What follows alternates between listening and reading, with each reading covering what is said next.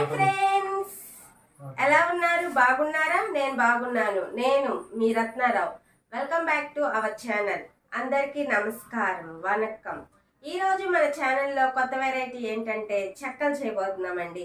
చాలా క్రిస్పీగా అలాగే చాలా పల్చగా వచ్చే చెక్కలు ఏ విధంగా చేయాలి, దానికి కావాల్సిన పదార్థాలు ఏంటో మనం ఇప్పుడు వీడియోలో చూసేద్దామండి. అంతకంటే ముందుగా మీరు కానీ ఫస్ట్ టైం నా ఛానల్ చూసినట్లయితే ప్లీజ్ ప్రీవియస్ వీడియోస్ ఒకసారి చూడండి, నేను చేసినవి.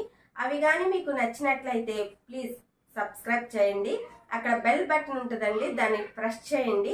అప్పుడు నేను చేసే ప్రతి ఒక్క వీడియో మీకు నోటిఫికేషన్ రూపంలో వస్తుందండి.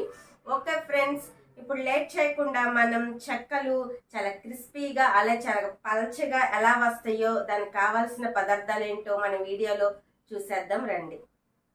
చెక్కలు ప్రిపేర్ చేసుకోవడానికి ముందుగా ఒక మిక్సీ జార్ తీసుకుని దాంట్లో 25 గ్రాముల అల్లాన్ని అలాగే 4 పచ్చిమిరపకాయలను తీసుకుని ఇలా కట్ చేసుకుని మిక్సీలో వేసుకుని ఈ రెండింటిని మిక్సీ చేసుకోవాలండి. నీళ్ళేం పోయాల్సిన అవసరం లేదు. ఒక పాత్రని తీసుకుని దాంట్లో ఒక 1/2 లీటర్ వరకు నీళ్ళని తీసుకోవాలండి. ఈ నీళ్ళలో 1 టేబుల్ స్పూన్నర గల్లుప్పు వేసుకోవాలండి. సాల్ట్కి బదులు గల్లుప్పు వేసుకుంటే మంచి టేస్ట్ వస్తుందండి. ఈ నీళ్ళని మనం స్టవ్ మీద పెట్టుకుని గోరువెచ్చగా కాసుకోవాలండి. 1/2 కిలో బియ్యం పిండిని తీసుకున్నానండి. దీనిలో 50 గ్రాముల నెయ్యి వేసుకుంటున్నానండి. ఈ నెయ్యి మొత్తం ఈ పిండిలో కలిసేటట్టుగా కలుపుకోవాలండి. నెయ్యి బదులు మీరు బటర్ ఉంటే తీసుకోండి, బటర్ కూడా లేదనుకోండి మీరు కాచిన నూనెని వేసుకోండి 50 గ్రాములు. ఇలా వేసుకోవటం వల్ల మన చెక్కలు మరింత క్రిస్పీనెస్ వస్తాయండి. దీన్ని బట్టి కంపల్సరిగా యాడ్ చేసుకోండి, స్కిప్ చేయొద్దండి. 1/2 కిలో బియ్యం పిండికి 50 గ్రాముల నెయ్యి కరెక్ట్గా సరిపోతుందండి. మీరు కానీ 1 కేజీ బియ్యం పిండి తీసుకుంటే 100 గ్రామ్స్ బటర్ కానీ నెయ్యి కానీ వేసుకోండి. మనం ముందుగా మిక్సీ వేసుకున్నటువంటి పచ్చిమిరపకాయ అలాగే అల్లం పేస్ట్ కూడా ఈ పిండిలో బాగా కలిసేటట్టు కలుపుకోవాలండి. మీకు కానీ పచ్చిమిరపకాయ ఇష్టం లేకపోతే వేసుకోవటం, దాని ప్లేస్లో మీరు పచ్చి కారం వేసుకోవచ్చండి.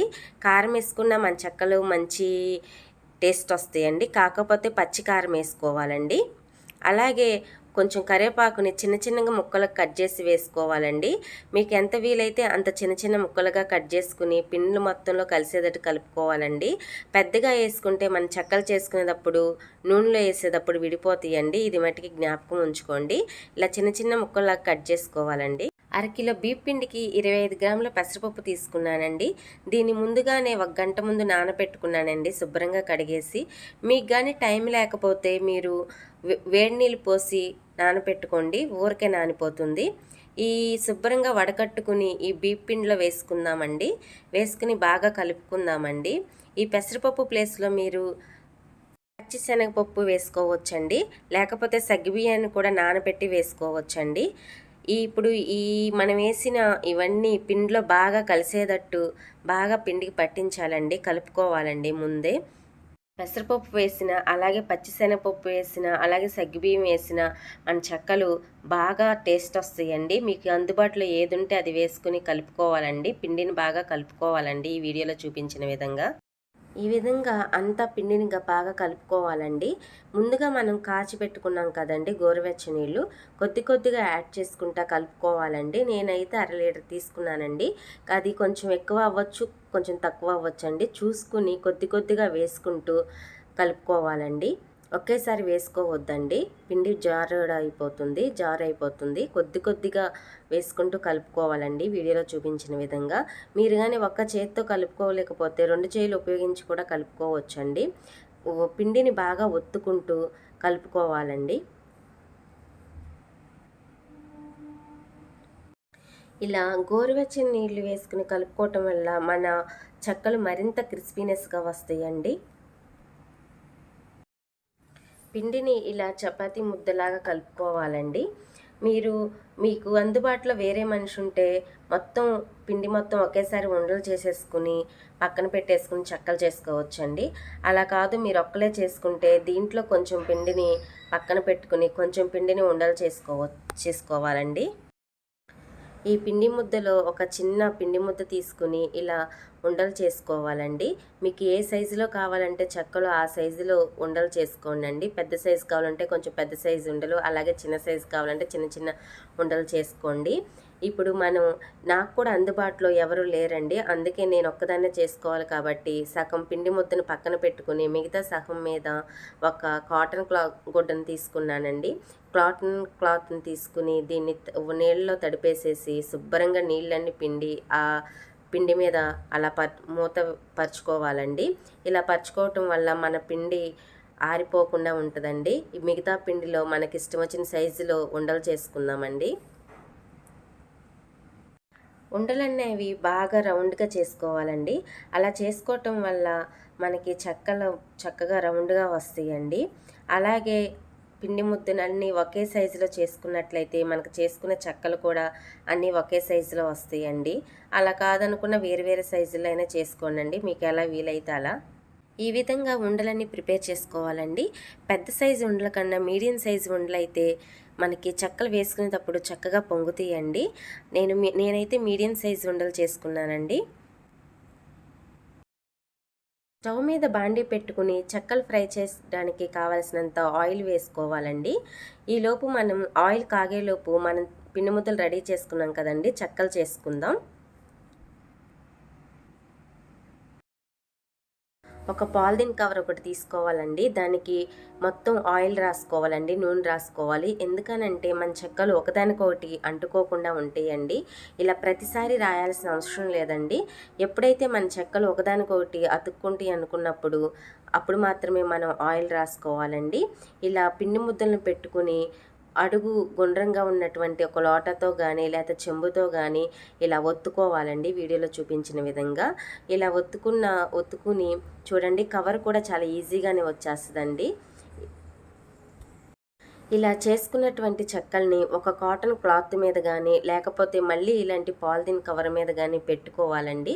ఎందుకనంటే మనకి ఒక వాయర్ వేగేటప్పటికి ఇంకొక వాయర్ రెడీగా ఉండాలి కాబట్టి మనం ఒక్కలమే చేసుకునేటట్టయితే ఒక వాయకి తగ్గట్టుగా ఒక 10 చెక్కలను కానీ 15 చెక్కలు కానీ చేసేసుకుని ఒక కాటన్ క్లాత్ మీద కానీ లేకపోతే ఇలాంటి పాలిథిన్ కవర్ మీద కానీ పెట్టుకోవాలండి.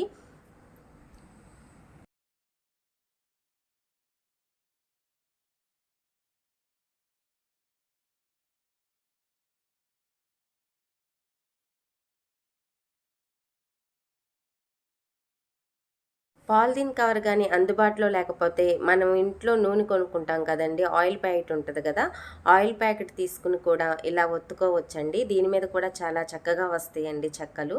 కాకపోతే ఒకేసారి ఎక్కువ అమౌంట్లో కాదండి, 1-2 చేసుకోవడానికి మాత్రమే వీలవుతుందండి. చూడండి, దీని మీద కూడా చాలా బాగా వస్తాయండి. ఇలా కూడా మనం చేసుకోవచ్చని మీకు చూపిస్తున్నాను నేను. ఒక వాయికి సరిపడ్డ చెక్కలు చేసుకుని పాలిథిన్ కవర్ మీద పెట్టుకున్నానండి. ఇప్పుడు ఈ చెక్కలు మనం బాగా కాగుతున్న నూనెలో వేసుకుని ఫ్రై చేసుకుందామండి. ఇప్పుడు మనం చేసుకున్నటువంటి చెక్కలను తీసుకుని బాగా వేడి చేసినటువంటి ఆయిల్లో వేసుకుందామండి. స్టవ్ మట్టికి హై ఫ్లేమ్లో పెట్టుకుని చక్కగా ఈ చెక్కలను ఫ్రై చేసుకోవాలండి. చూడండి, మనం మీడియం సైజ్ చెక్కలు చేసుకున్నాం కాబట్టి ఎలా పొంగి బాగా పైకి వస్తున్నాయో, చెక్కలు కానీ ఇలా పొంగి పైకి రాకపోతే మనం ఆయిల్ బాగా కాగలేదని అర్థం అండి. అప్పుడు రెండో వాయికి వేసుకునేటప్పుడు ఆయిల్ కొంచెం బాగా వేడి చేసుకుని రెండో వాయి వేసుకోండి. చూడండి, మీకు కానీ నూనె బాగా కాగితే చెక్కలు ఇలా పొంగి పైకి వస్తాయండి, అదే గుర్తుపెట్టుకోండి. ఇలా వేసుకున్నటువంటి చెక్కల్ని మనం చక్కగా ఒక గట్టి తీసుకుని పక్కకి జరుపుకుంటూ వేయించుకోవాలండి, వీడియోలో చూపించిన విధంగా. చక్కగా రెండు వైపులా తిప్పుకుంటూ గోల్డెన్ కలర్ వచ్చేంత వరకు వేయించుకోవాలండి. చెక్కల్ని బాగా మాడపెట్టుకోవద్దు, ఈ కలర్లో ఉంటే సరిపోతుందండి. ఇలా తీసుకున్నటువంటి చెక్కల్ని ఒక చిల్లుల గలిట్లో వేసుకుంటే ఎక్సెసివ్ ఆయిల్ అంతా కింద పడిపోతుందండి. ఇప్పుడు ఈ చెక్కల్ని మనం ఒక ప్లేట్లో పెట్టేసుకుందాం. ఇలాగే మిగిలిన ఆయిల్ అన్నీ వేసుకోవాలండి, చెక్కల్ని వేయించుకోవాలండి, నూనెలో ఫ్రై చేసుకుందాం.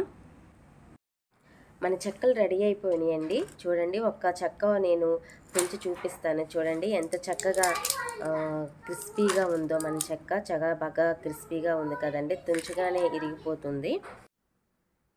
ఎంతో క్రిస్పీ అయినా అలాగే పల్చగా చేసుకున్నటువంటి మన చెక్కలు రెడీ అయిపోయింది ఫ్రెండ్స్.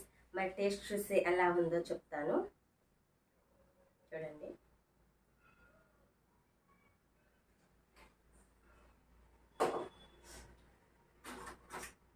చూడండి, ఇస్తుంటేనే ఇరిగిపోతున్నాయి. చూడండి, చూసారు కదా. చూడండి ఎంత కర్రకర్రలాడుతున్నాయో. చాలా అంటే చాలా బాగా కుదిరింది ఫ్రెండ్స్. మరి అన్ని సమపాలల్లో సరైన కొలతలతో వేసాం కాబట్టి మన చెక్కలు చాలా క్రిస్పీగా వచ్చినాయండి.